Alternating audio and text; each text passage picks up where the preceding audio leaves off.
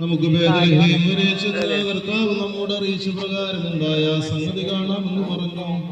അവർ ദ്രുതഗതിയിൽ ചെന്ന് മറിയാമിനെയും യോസേഫിനെയും മുൻകൂട്ടിൽ കിടന്ന ശിശുവിനെയും കണ്ടു.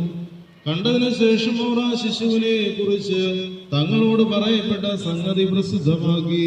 കേട്ടവരെല്ലാരും ആട്ടിടയന്മാർ പറഞ്ഞ കാര്യങ്ങളെ കുറിച്ച് അത്ഭുതപ്പെട്ടു.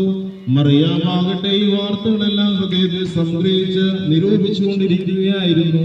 തങ്ങളോട് പറയപ്പെട്ട പ്രകാരം സകലതും കാണുകയും കേൾക്കുകയും ചെയ്ത ആട്ടിടയന്മാർ തന്നിമിത്തം ദൈവത്തെ സ്തുതിച്ചും പുകഴ്ത്തിയും കൊണ്ട് മടങ്ങിപ്പോയി.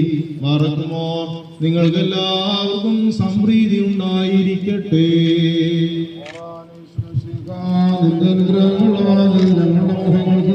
നടക്കരുത് കർത്താവേ, ഞങ്ങൾ പാപികളാണ് നിങ്ങളോട് കരുണയുണ്ടാകണമേ. കർത്താവേ, നിന്റെ മരണത്താൽ ഞങ്ങളുടെ മരണത്തെ വായിച്ചു കളയാനായിട്ട് സ്നേഹസ്ഥാനങ്ങളിലേക്ക് ഇറക്കി കൊണ്ടുവന്ന് ഞങ്ങളോട് കരുണയുണ്ടാകണമേ.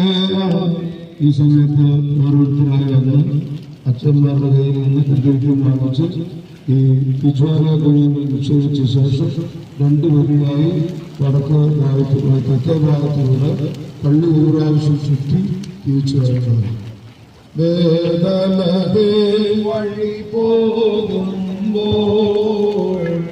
ഞാനൊരു കൺമണിയെ കണ്ടു. അന്യകയവളോ ധന്യവതി ഏന്തുന്നവളൊരു വൈതലിനെ